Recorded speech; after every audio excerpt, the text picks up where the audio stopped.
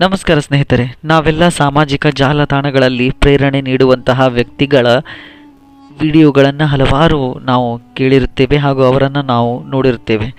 ಆದರೆ ಕೆಲವೊಬ್ಬ ವ್ಯಕ್ತಿಗಳು ನಮ್ಮ ಮನಸ್ಸಿನಲ್ಲಿ ಅಚ್ಚಳಿಯದೆ ಉಳಿಯುತ್ತಾರೆ. ಅಂತಹ ವ್ಯಕ್ತಿಗಳಲ್ಲಿ ಗೌರ್ ಗೋಪಾಲ್ ದಾಸ್ ಅವರು ಕೂಡ ಒಬ್ಬರು. ಹೌದು, ಭಾರತೀಯ ಆತ್ಮೀಯ ಉಪದೇಶಕರು ಮತ್ತು ಸ್ಫೂರ್ತಿದಾಯಕ ವಕ್ತಾರರು ಮತ್ತು ಇಸ್ಕಾನ್ ಸಂಸ್ಥೆಯ ಒಬ್ಬ ಬ್ರಹ್ಮಚಾರಿ ಅಥವಾ ಸನ್ಯಾಸಿ ಅಂತ ಇವರನ್ನು ಕರೀತಾರೆ. ಪಶ್ಚಿಮ ಹಾಗೂ ಪೂರ್ವ ಜ್ಞಾನವನ್ನು ಸಂಯೋಜಿಸಿ ಜನರಿಗೆ ತಿಳಿಯುವ ಜೀವನದ ಆಳವನ್ನು ತತ್ವಗಳ ಮೂಲಕ ಬಹು ಸುಲಭವಾಗಿ ಹಾಸ್ಯ ಮಿಶ್ರಿತವಾಗಿ ಹೇಳುವಂತಹ ಶೈಲಿ ಗೌರ್ ಗೋಪಾಲ್ ದಾಸ್ ಅವರದು. ಇವರ ಜೀವನದಲ್ಲೂ ಆದಂತಹ ಘಟನೆಗಳು ಕೆಲವೊಂದು ನಾನು ನಿಮ್ಮ ಮುಂದೆ ಈ ಒಂದು ವಿಡಿಯೋದಲ್ಲಿ ತಿಳಿಸ್ತೇನೆ. ಹಾಗೂ ಇವರ ಬಾಲ್ಯ ಹೇಗಿತ್ತು ಅಂತ ತಿಳಿಸ್ತೇನೆ. ನನ್ನ ಚಾನಲ್ ಇಷ್ಟ ಆಗಿದ್ದರೆ ಶೇರ್ ಮಾಡಿ, ಲೈಕ್ ಮಾಡಿ ಹಾಗೂ ಸಬ್ಸ್ಕ್ರೈಬನ್ನು ಮಾಡಿ. ಮೂಲತಃ ಮಹಾರಾಷ್ಟ್ರದ ಭಾಗದವರು ಗೌರ್ ಗೋಪಾಲ್ ದಾಸ್ರವರು. ಡಿಸೆಂಬರ್ 24, 1973ರಲ್ಲಿ ಇವರು ಜನಿಸ್ತಾರೆ. ಪ್ರಸ್ತುತ ಇವರ ವಯಸ್ಸು 51. ವೃತ್ತಿಯಲ್ಲೂ ಕೂಡ ಇವರು HP ಕಂಪನಿಯಲ್ಲಿ ಇಂಜಿನಿಯರ್ ಆಗಿ ಕಾರ್ಯವನ್ನು ನಿರ್ವಹಿಸಿದ್ದಾರೆ.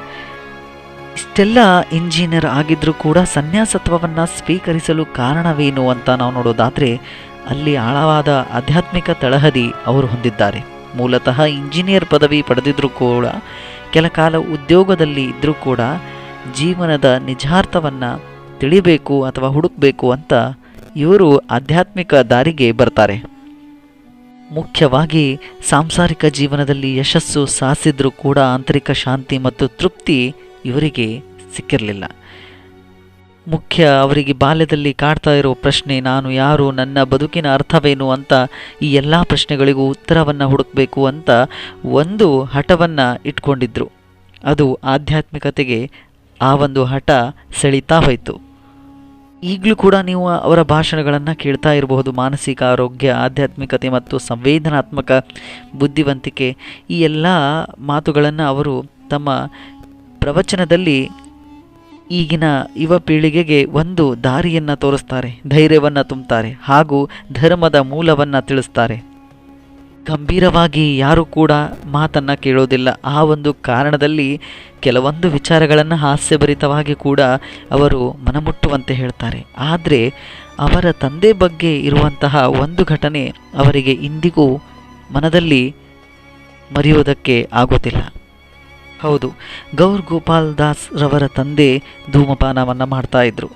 ಧೂಮಪಾನವನ್ನು ನಿಲ್ಲಿಸಬೇಕು ಅಂತ ಇವರು ಎಷ್ಟೇ ಹೇಳಿದ್ರು ಕೂಡ ಕೇಳಲಿಲ್ಲ. ನಂತರ ಕೋಪಗೊಂಡು 2 ವರ್ಷಗಳ ಕಾಲ ತಂದೆಯೊಂದಿಗೆ ಮಾತಾಡಿರಲಿಲ್ಲ. ಇದಾದ ನಂತರ ತಂದೆ ಎಷ್ಟು ಮಾತಾಡಬೇಕು ಅಂತ ಪ್ರಯತ್ನ ಪಟ್ಟರೂ ಕೂಡ ಇವರು ಮಾತಾಡ್ತಾ ಇರಲಿಲ್ಲ. ಈ ಘಟನೆ ಇಂದಿಗೂ ಕೂಡ ಅವರು ಹಲವಾರು ವಿಡಿಯೋಗಳಲ್ಲಿ ಹೇಳಿದ್ದಾರೆ.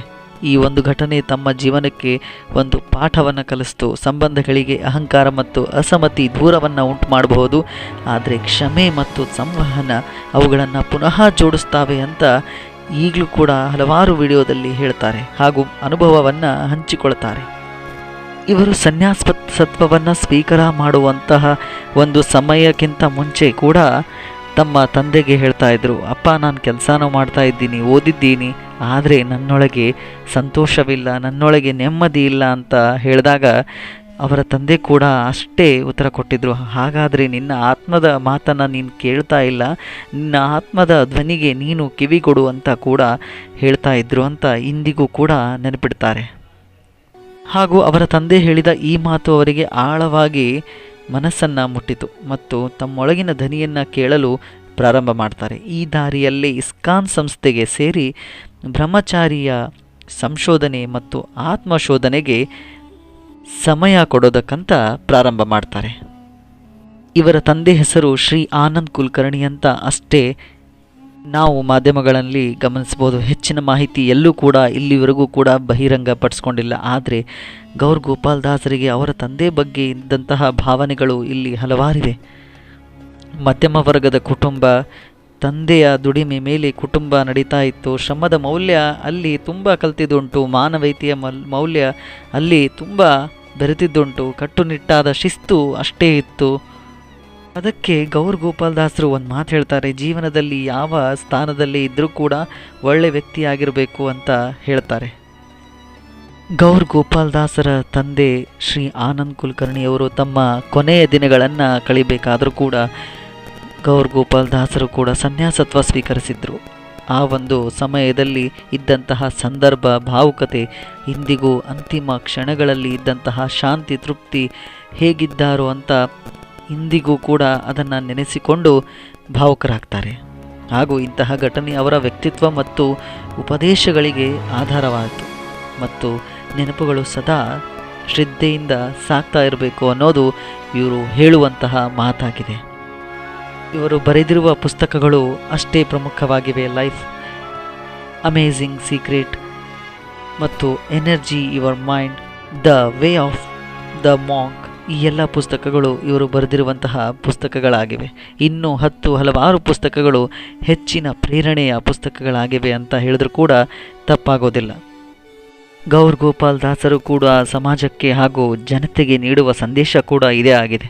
ಆಂತರಿಕ ಶಾಂತಿ ಮತ್ತು ತೃಪ್ತಿ ಹಾಗೂ ಸಕಾರಾತ್ಮಕ ಚಿಂತನೆಗಳಿಗೆ ಒತ್ತು ನೀಡಿ ಹಾಗೂ ಸಂಕಷ್ಟಗಳು ಬಂದರೆ ಅದನ್ನು ಎದುರಿಸುವ ಶಕ್ತಿ ಪಡಿಬೇಕು ಅಂತ. ಇನ್ನು ಮಾನವ ಸಂಬಂಧಗಳ ಮಹತ್ವವನ್ನು ಅವರು ತುಂಬ ಪ್ರಮುಖವಾಗಿ ತಿಳಿಸ್ತಾರೆ. ಮುಖ್ಯವಾಗಿ ಅವರ ಕುಟುಂಬದ ಹಾಗೂ ಅವರ ಕುಟುಂಬದ ಸದಸ್ಯರ ಮಾತುಗಳನ್ನು ಸ್ವಂತವಾಗಿ ತಾವೇ ಹೇಳಿ ತಿಳಿಸ್ತಾರೆ. ಇನ್ನು ನೈತಿಕತೆ ಮತ್ತು ಧರ್ಮ ಪಾಲನೆ ಬಗ್ಗೆ ಹೆಚ್ಚು ಒತ್ತನ್ನು ನೀಡ್ತಾರೆ. ನೈತಿಕ ಮೌಲ್ಯಗಳು ಹೇಗೆ ಮುಖ್ಯ ಆಗ್ತವೆ ಅಂತ ತಿಳಿಸ್ತಾರೆ. ಇನ್ನು ಆತ್ಮಾನುಸಂಧಾನ ಮತ್ತು ದೈನಂದಿನ ಧ್ಯಾನ ಕೂಡ ಜೀವನಕ್ಕೆ ಒಂದು ಹೊಸ ತಿರುವನ್ನು ನೀಡುತ್ತೆ ಅನ್ನೋ ಮಾಹಿತಿ ಅವರು ಹಲವಾರು ವಿಡಿಯೋಗಳಲ್ಲಿ ತಿಳಿಸ್ತಾರೆ.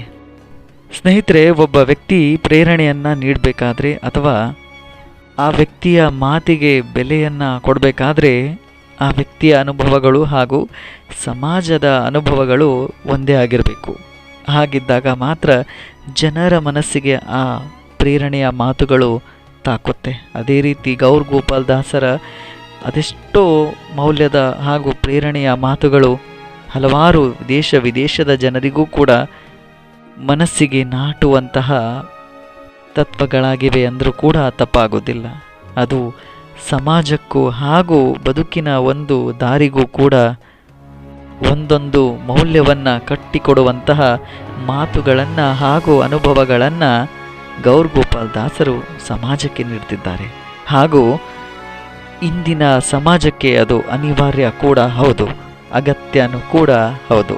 ಯುವ ಪೀಳಿಗೆ ಕಲಿಯೋದು ತುಂಬಾ ಇದೆ ಅಂತ ಅಂದರೂ ಕೂಡ ತಪ್ಪಾಗೋದಿಲ್ಲ.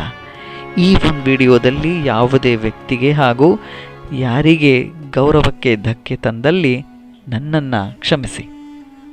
ಸಮಾಜಕ್ಕೆ ಹಾಗೂ ಈಗಿನ ಯುವ ಪೀಳಿಗೆಗೆ ಒಳ್ಳೆಯ ವ್ಯಕ್ತಿಗಳ ಪರಿಚಯ ಆಗೋದು ತುಂಬ ಮುಖ್ಯ. ಅಂತಹ ವ್ಯಕ್ತಿಗಳ ಪರಿಚಯವನ್ನು ನನ್ನ ಚಾನಲ್ ಮೂಲಕ ನಾನು ನಿಮಗೆ ಮಾಡ್ತಾ ಇದ್ದೀನಿ ಅಂತ ಹೇಳ್ತಾ ಮುಂದಿನ ವಿಡಿಯೋದಲ್ಲಿ ಹೊಸ ಮಾಹಿತಿ ಜೊತೆಗೆ ಮತ್ತೆ ಸಿಗೋಣ. ಧನ್ಯವಾದಗಳು.